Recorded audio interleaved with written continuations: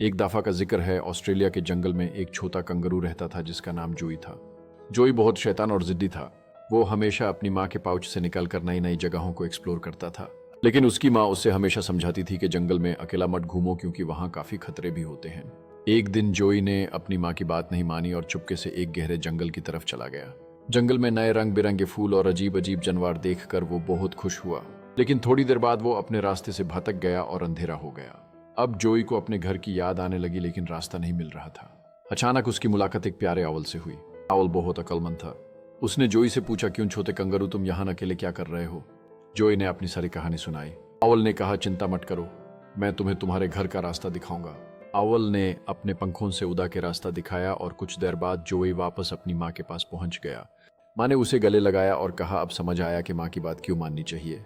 जोई ने शर्म से सर झुका लिया और वादा किया कि अब वो कभी माँ की बात नहीं तोड़ेगा। और फिर वो खुशी खुशी अपने घर वापस आ गया। जोई ने देखा कि उसकी माँ उसका इंतजार कर रही थी। उसकी आंखें खुशी से चमक रही थी। उस दिन से जोई ने अपनी माँ की बातें ध्यान से सुनने का वादा किया।